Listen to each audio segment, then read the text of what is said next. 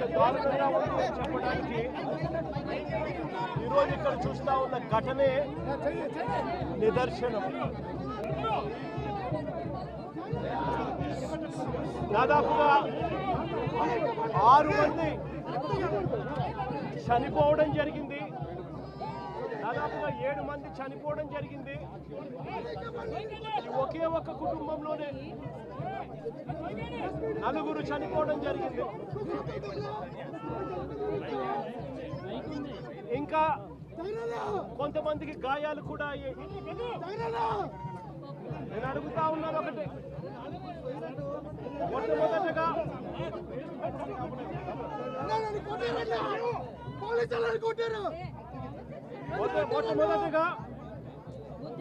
మొట్టమొదటిగా ఈ కుటుంబాలకు నా ప్రకారం సానుభూతి తెలియజేస్తా ఉన్నాను. చనిపోయిన వారికి, వారి కుటుంబాలకు మంచి జరగాలని, వారి ఆత్మ చనిపోయిన వారి ఆత్మలకు శాంతి రావాలని దేవుణ్ణి కూడా ప్రార్థిస్తా ఉన్నాను. ఈ ఘటనను చూస్తే,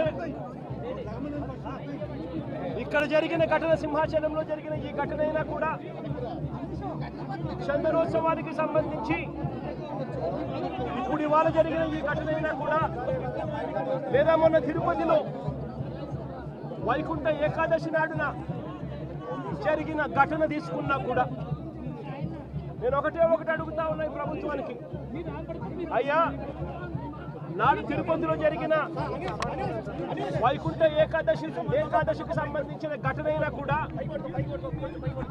ఈరోజు చందనోత్సవానికి సంబంధించిన జరిగిన ఘటన అయినా కూడా, ఏ రోజు చందనోత్సవం జరుగుతుంది, ఏ రోజు వైకుంఠ ఏకాదశి వస్తుంది అన్నది ప్రభుత్వానికి తెలియదా అని అడుగుతా ఉన్నా.